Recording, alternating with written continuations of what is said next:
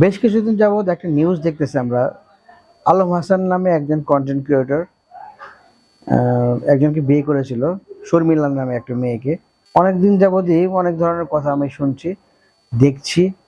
এবং এখানে একটা জিনিস দেখে আমার অবাক লাগলো যে 30-40 বারের উপরে শর্মিলা আলম হাসানকে ডিভোর্স দিয়েছে।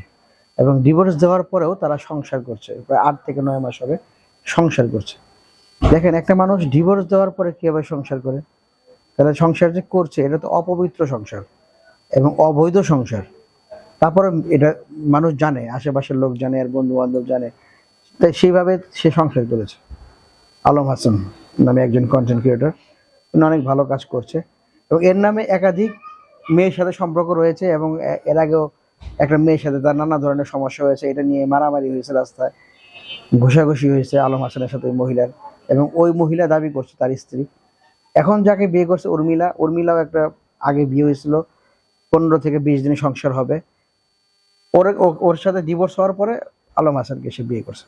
এবং আলম হাসানকে বিয়ে করে সুখে শান্তিতে সংসার করার জন্য উর্মিলা অনেক চেষ্টা করছে। সংসার হয়নি এবং তাদের মধ্যে নানা ধরনের সমস্যা চলছে, ঝগড়া বিবাদ হচ্ছে এবং মারামারিও হচ্ছে। এর মধ্যে একটা জিনিস আমার কাছে খুব খারাপই লাগলো, শর্মিলা তার যে দামি দামি ডকুমেন্টস গুলা রয়েছে এবং টাকা পয়সা রয়েছে, এগুলো নিয়ে সে পালিয়ে গিয়েছে। তার পেজের, আলম হাসানের পেজের যত ইনকামের কাগজপত্র এবং ডকুমেন্টস গুলো নিয়ে পালিয়ে গেছে, এটা আলম হাসান বলতেছে। এবং আলম হাসান বলার পর আমার কাছে অবাক লাগলো যে এই জিনিসগুলো যে ওখানে রয়েছে, ওই ওয়ার্ড্রপে রয়েছে অথবা ওই স্টিলামের মধ্যে রয়েছে আলম হাসানের জিনিসগুলো। তো আলম হাসান মাসে কত টাকা ইনকাম করে, কোথা থেকে কত টাকা আসে, কত টাকা আটকে আছে, এগুলা উনি জানলো কিভাবে? শর্মিলা কিভাবে জানলো? পরে দেখলাম যে আলম হাসানই বলতেছে, আমি ওনাকে বলছি, আমার স্ত্রী, আমি সব তাকে বলছি। এখন আপনি যখন সবই তাকে বলছেন, কোথায় আপনি আলমারিতে রাখছেন আর সবই সে নিয়ে গেছে, এখন ওটা তো দোষ আপনার। আপনি কেন তাকে বলতে যাবেন আপনি কয় টাকা ইনকাম করেন, কোথা থেকে আপনার কত টাকা আসে? আপনার যতটুকু দেওয়ার দরকার শর্মিলাকে ততটুকু দিবেন আপনি তাকে। তাকে যতটুকু প্রাপ্য তাকে দেওয়ার যতটুকু সবই আপনি তাকে দিয়েছেন, সে বলছে। শর্মিলা এবং শর্মিলার যে বোন জামাই, ওরা চেয়েছিল যে আপনার মাধ্যমে তার পেজটা ডেভেলপ করার জন্য। আপনি তাদের পেজের কোনো সাহায্য করেননি তাদের পেজটা ডেভেলপ করার জন্য। এই যে এটা হলো আপনার মূলত প্রথম দোষ, এবং এই দোষের কারণে আপনাদের মধ্যে ডিভোর্স হয়ে গেছে। এবং শর্মিলা চাচ্ছিল যে উনিও ইনকাম করবে পেজের মাধ্যমে। এবং আপনি বলেছেন যে বিয়ের আগেও এক প্রবাসীর কাছ থেকে 20,000 টাকা নিয়েছে। এরকম অসংখ্য ছেলের সাথে তার পরকীয়া রয়েছে। আলম হাসান আপনি বলেছেন, তার প্রমাণও দেখানোর চেষ্টা করেছেন, ভিডিওর মধ্যে দেখলাম। এবং রিসেন্টলি দেখলাম আপনাদের মধ্যে ডিভোর্স হয়ে গেছে, অলরেডি 3 লাখ টাকা আপনি দিয়েও দিয়েছেন। আপনাদের মধ্যে ডিভোর্স হওয়ার পরেও কিন্তু আপনারা একজন আরেকজনের নামে আজে বাজে কথা বলছেন, কাদা ছড়াছড়ি করছেন।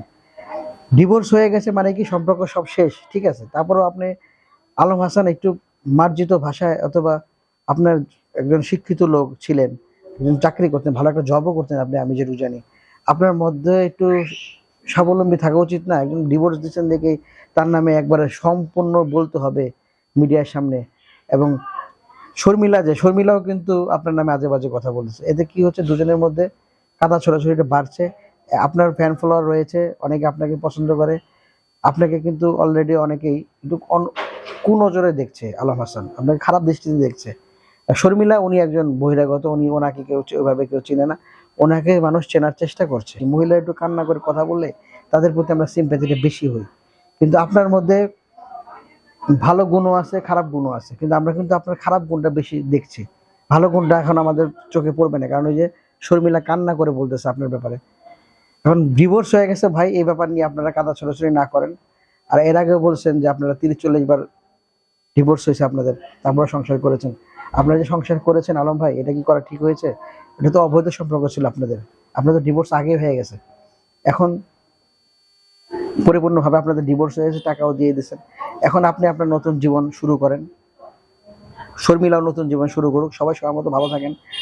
এখন শুধু শুধু অনলাইনে কাদা ছড়াছড়ি না করে দুজন দুজনের লাইফ সেট আপ করে নিন। এটা নিয়ে আমার মনে হয় আর কিছু না বলাই ভালো, কারণ আপনি যখনই শর্মিলার নামে বলবেন, শর্মিলাও আপনার নামে আজে বাজে কথা বলবে। এতে করে দুজনের নোংরামিটা আরো বের হবে, মানুষ এটা নিয়ে মজা করবে। অনলাইনের মাধ্যমে পারিবারিক যে সমস্যাগুলো, এটা না নাই মনে হয় ভালো হতো। তারপরে এনে ফেলেছেন, কি করা যাবে? সাংবাদিকরা তো এটা নিয়ে আরো কেঁচো করতে সাপ বের হইতেছে আস্তে আস্তে। আলম হাসান এবং শর্মিলাকে নিয়ে এই ভিডিওগুলা অলরেডি হচ্ছে এবং মানুষ দেখছেও, মানুষ মজা পাচ্ছে।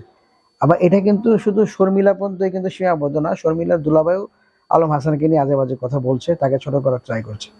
এখন আসলে প্রকৃতির দোষে কে, আলম হাসান, শর্মিলা, না শর্মিলার বোন জামাই? তারা কি বোঝাতে চাচ্ছে?